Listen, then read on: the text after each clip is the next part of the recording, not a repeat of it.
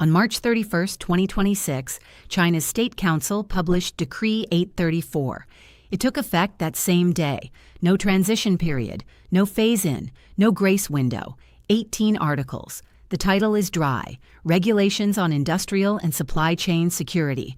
The content is not. Under those 18 articles, Beijing gave itself the power to investigate and punish any foreign company whose ordinary business decisions are judged harmful to the security of China's industrial and supply chains.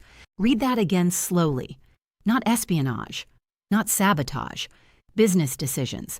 And here is the part that should stop every general counsel in America cold. Some of the decisions that can now get you investigated in China are the exact same decisions that American law requires you to make. So here's the question this whole video is built around, and I want you to hold on to it. If following your own country's law is now evidence of a violation in China, which law do you break? Because you cannot obey both. And nobody in Washington has told these companies what to do about it. Let me slow down and get the facts straight, because there is already some fog around this one. The law firm coverage is not perfectly aligned on the date. Several analyses point to March 31, 2026 as the publication date of Decree 834, effective immediately. Others date the public release or the formal circulation of the same decree to April 7, 2026. I am not going to pretend I can resolve that for you.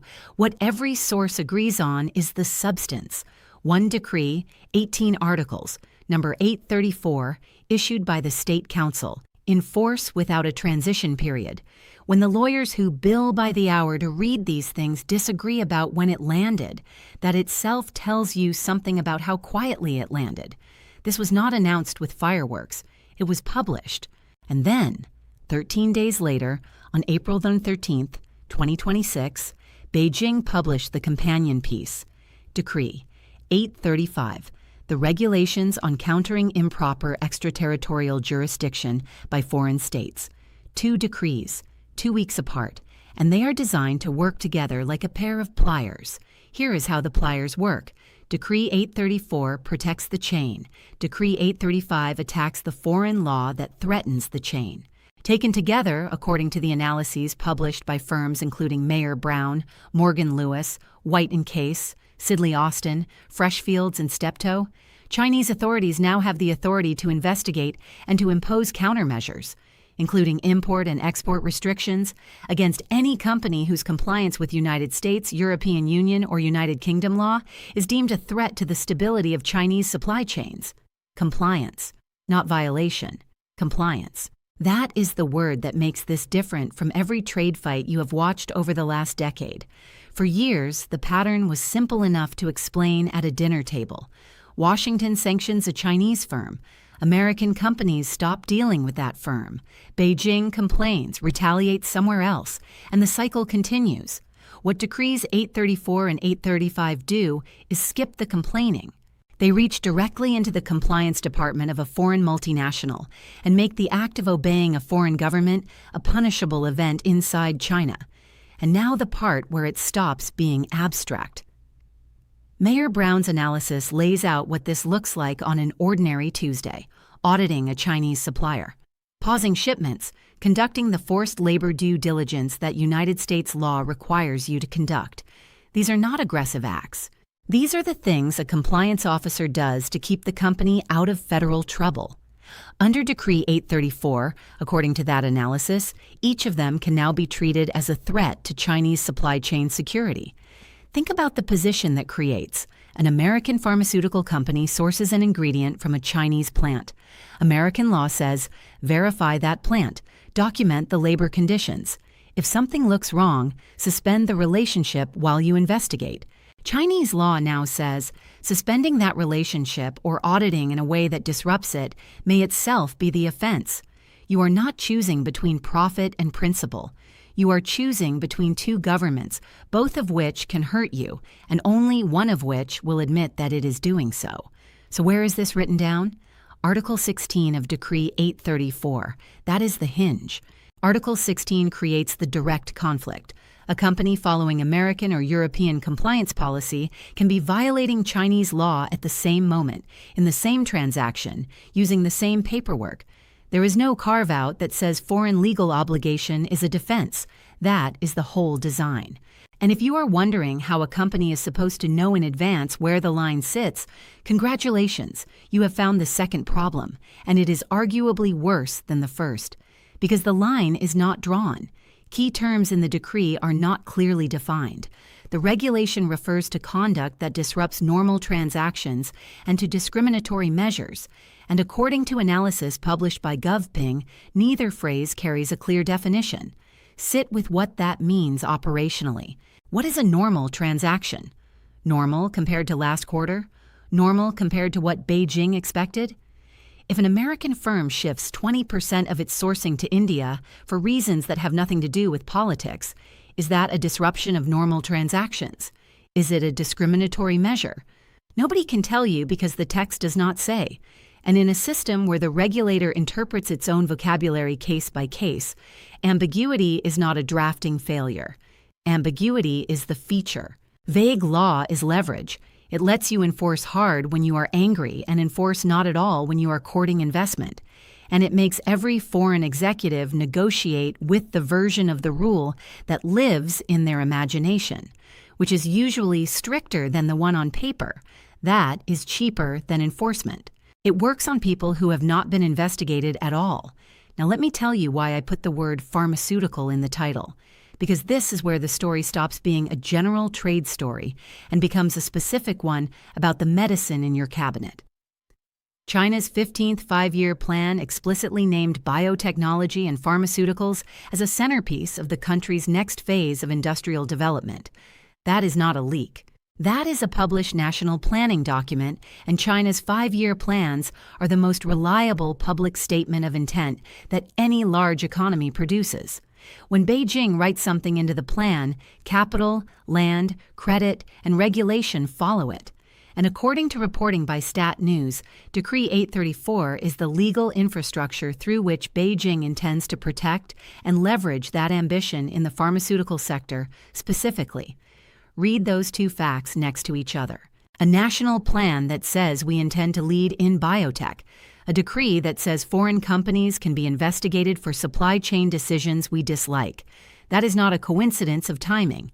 That is a policy and its enforcement arm, published in the same season.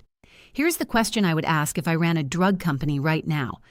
What happens the first time an American manufacturer decides, for perfectly ordinary commercial reasons, to move production of a key ingredient out of China? Not for politics, for cost, or redundancy, or because a board finally read a risk memo. Under the old rules, that was called diversification, and Washington actively encouraged it. Under Decree 834, a decision to pull volume out of a Chinese supplier is precisely the kind of business decision that a Chinese regulator can now examine and characterize as harmful to industrial chain security.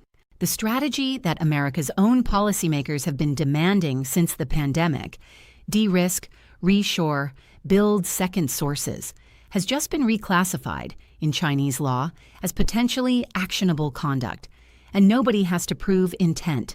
The decree is about effect, and if you think this is a paper tiger, look at the machinery behind it. The regulation establishes a centralized coordination mechanism spanning more than 15 Chinese government agencies to monitor supply chain activity. 15. That is not a suggestion box. That is customs, commerce, industry, security, and finance sitting at the same table with a shared file on you. Most regulatory threats in the world die of bureaucratic friction because the agency that spots the problem cannot talk to the agency that can act on it. This one is built specifically to defeat that friction. It means the monitoring is not episodic. It means information about your shipments, your contracts, your audits, and your sourcing shifts flows into one place. And it means that when a countermeasure comes, it will not necessarily come from the agency you were talking to. It can come from the one that controls your export licenses.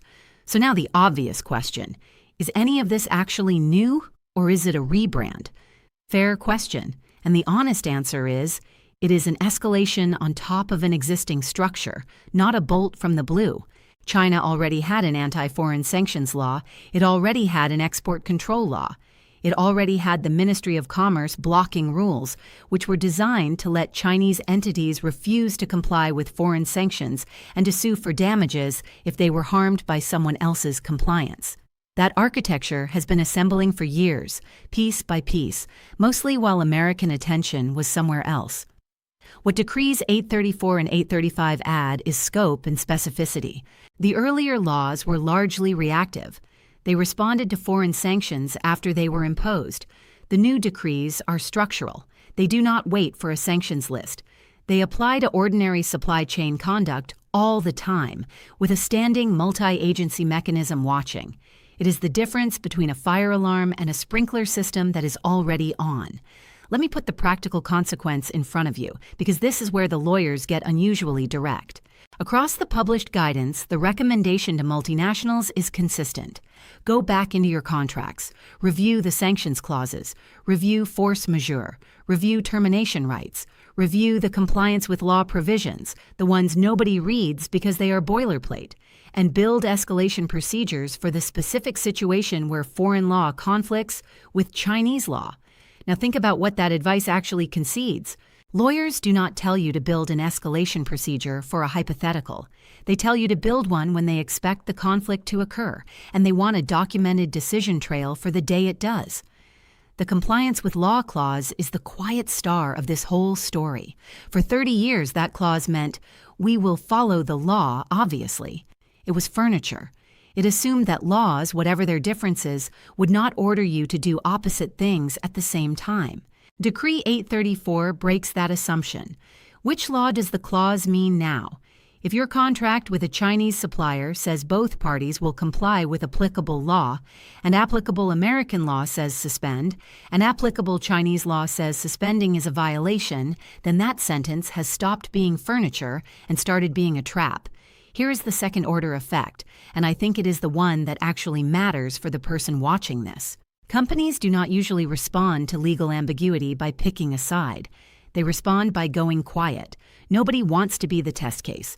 So the rational move for an American pharmaceutical executive is not to defy Beijing, and it is not to defy Washington. The rational move is to slow down, delay the audit, soften the finding, keep the supplier relationship intact, and hope the question never gets asked in a way that requires an answer on paper.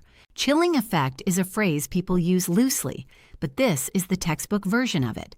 A law that changes behavior most in the cases that are never enforced, and the cases most likely to be quietly softened are the uncomfortable ones. Labor conditions, quality irregularities, the supplier that keeps almost passing inspection. The mechanism does not need to punish anyone to work. It only needs to make the punishment plausible. Which brings me back to the loop I opened at the top. Which law do you break? I said nobody in Washington has told these companies what to do, and I want to be precise about that because it is the most uncomfortable part of the story. The United States has spent years building compliance obligations that reach across borders, forced labor rules, export controls, sanctions regimes, on the assumption that American law would function as the strongest gravitational field in the room, and that a company forced to choose would choose Washington. Decree 834 is, among other things, a test of that assumption. It is Beijing saying, you are not the only jurisdiction that can make compliance expensive, and unlike a tariff, this one does not show up as a number on a customs form. It shows up as a company that never quite finishes an audit. And notice what has not happened. There is no announced list of targeted firms, no public enforcement action that anyone can point to as the moment the decree bit. That is the strange, suspended quality of this whole episode. The law exists, in force, effective immediately, with a 15-agency mechanism behind it, and so far the loudest sound it has made is the sound of law firms publishing client alerts, which is exactly what you would expect from a tool designed for leverage rather than punishment. You do not fire the weapon. You make sure everyone can see it on the table during the negotiation, and there is a negotiation coming. There is always a negotiation coming. So let me close by widening the frame, because if you only see this as a pharmaceutical story, you will miss the pattern. Look at the sequence of the last several years. Washington restricts advanced chips. Beijing restricts critical minerals. Washington expands the entity list. Beijing builds an anti-sanctions law. Washington passes forced labor import rules. Beijing publishes blocking rules. Each move is defensible on its own terms, and each one narrows the space in which a global company can simply be a company. Decrees 834 and 835 are the current position of that ratchet, and the ratchet has never once gone backwards. Not under this administration, not under the last one, not under the one before. Every escalation has been permanent, and every de-escalation has been temporary. What is genuinely new here is the target. Previous rounds fought over things: chips, minerals, machines, data. This round is fighting over a decision, over whether an American company gets to decide on its own who it buys from and when it stops buying. That is a smaller thing and a much bigger thing at the same time, and the sector chosen for the first full application of it, according to Stat News' reading of Decree 834, alongside the 15th five-year plan, is the one that makes the compounds that go into American medicine. I am not going to tell you how this ends, because I do not know, and anyone who tells you they do is selling something. There are 3 plausible paths, and they are all live. Beijing may hold the decree in reserve as pure leverage and never use it aggressively, in which case it functions as a quiet tax on every future negotiation. Or a single enforcement action lands on a single company, and every board in America rewrites its China strategy inside a quarter. Or the 2 systems settle into a permanent, unspoken arrangement in which multinationals maintain 2 sets of books, 2 compliance postures, and a great deal of studied silence about the gap between them.